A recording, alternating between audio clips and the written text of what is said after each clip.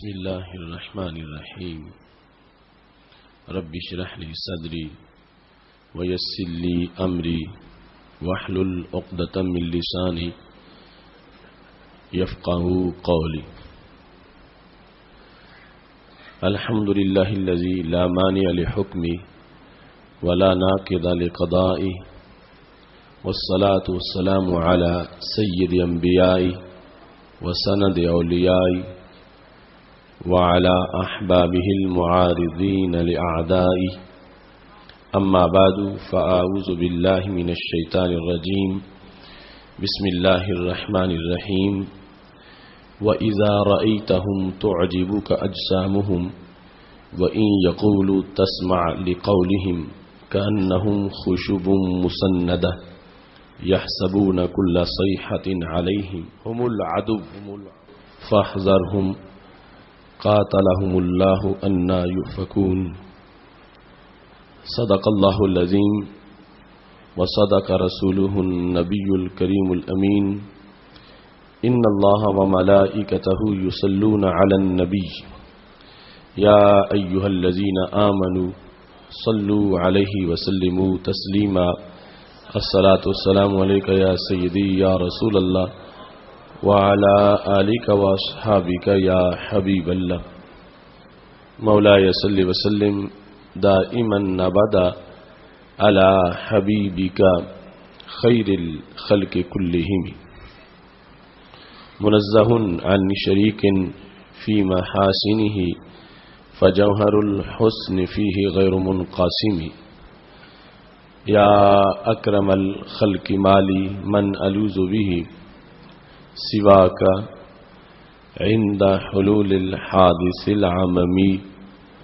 ربي صل وسلم دائما أبدا على حبيبك خير الخلق كلهم. اللہ تبارک و تعالی جل جلالہ وعم نوالہ واتم برہانہ وعظم شانہ وجل ذکرہ وعز اسمہ کی حمد و ثنا اور حضور سرور کائنات مفخر موجودات زینت بزم کائنات دستگیر جہاں غم گسار زماں سید سروراں حامی بے کساں قائد المرسلین خاتم النبیین احمد مجتبی جناب محمد مصطفیٰ صلی اللہ علیہ وآلہ واصحابہ وبارک وسلم کے دربار گہر بار میں ہدیہ درود السلام عرض کرنے کے بعد وارثان منبر و محراب، ارباب فکر و دانش،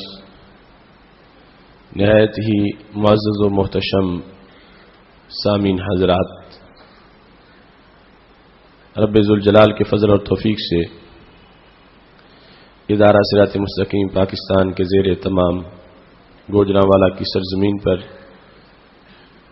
بھٹی میرے جہال میں 16ویں سالانہ فہم دین کورس کے موقع پر ماہ رمضان المبارک کے پرکیف لمحات میں آج ہماری گفتگو کا موضوع ہے فتنہ خارجیت کل اور آج. میری دعا ہے رب ذوالجلال امت مسلمہ کو فتنہ خارجیت سے محفوظ فرمائے اور خالق کائنات جل جلالہ ہم سب کو قرآن و سنت کا فہم عطا فرمائے اور قرآن و سنت کے ابلاغ و تبلیغ اور اس پر عمل کرنے کی توفیق عطا فرمائے. قرآن مجید برہان رشید میں رب ذوالجلال نے سید عالم نور مجسم شفیع معظم صلی اللہ علیہ وسلم کو منافقین کی علامات بتاتے ہوئے یہ ارشاد فرمایا وَإِذَا رَأَيْتَهُمْ تُعْجِبُكَ أَجْسَامُهُمْ جب آپ ان کو دیکھتے ہیں تو ان کے جسم تجھے پسند آتے ہیں. وَإِن يَقُولُوا تَسْمَعْ لِقَوْلِهِمْ، اگر وہ بات کریں تو آپ ان کی بات کو سنتے ہیں. یعنی بات وہ اتنی بنا کے فصاحت کے ساتھ کرتے ہیں کہ آپ ان کی بات کی طرف توجہ کرتے ہو. کَأَنَّهُمْ خُشُبٌ مُّسَنَّدَةٌ، وہ جسم جو بظاہر بڑے خوبصورت ہیں لیکن بات نہ سمجھنے کے لحاظ سے کیسے ہیں، جیسا کہ وہ لکڑیاں ہیں جن کو دیوار کے ساتھ ٹیک لگا کے رکھ دیا گیا ہو. یحسبون کل صیحۃ علیہم، وہ ہر آواز اپنے بارے میں سمجھتے ہیں. یعنی انہیں خدشہ ہے کہ کہیں ان کے بارے میں آیات نازل نہ ہو جائیں. ہم العدو، اللہ فرماتا ہے یہ دشمن ہیں. فاحذرہم، محبوب ان سے بچتے رہیے. قاتلہم اللہ، اللہ انہیں مارے. انا یؤفکون، کیسے ہدایت سے ہٹا دیے گئے ہیں اور آگے پیچھے بھٹک رہے ہیں. سید عالم نور مجسم شفیع معظم صلی اللہ علیہ وسلم کی ظاہری حیات میں جس بیماری کا نام منافقت تھا، کچھ وقت بعد اسی کا نام خارجیت رکھا گیا.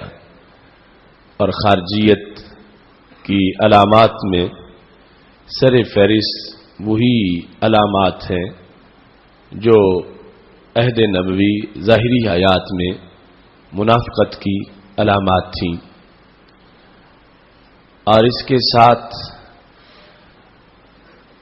چونکہ اسلام کو آغاز ہی سے فرقہ واریت اور ایسے انتشار اور تفریق کا سامنا کرنا پڑ گیا، تو جب ایک طرف کچھ لوگ محبت اہل بیت اطہار رضوان اللہ علیہم اجمعین کے جھوٹے دعوے میں اپنی بدعقیدگی کو چھپانا چاہتے تھے، تو اس کی دوسری طرف ایک طبقہ حب صحابہ رضی اللہ تعالی عنہم کے جھوٹے دعوی میں اپنی بدعقیدگی کو چھپانے کا دھندا کر رہا تھا. اہل سنت کے دائیں بائیں یہ جو دو طبقات تھے، ایک کو رافضیت سے تعبیر کیا جاتا ہے اور دوسرے کو خارجیت سے تعبیر کیا جاتا ہے.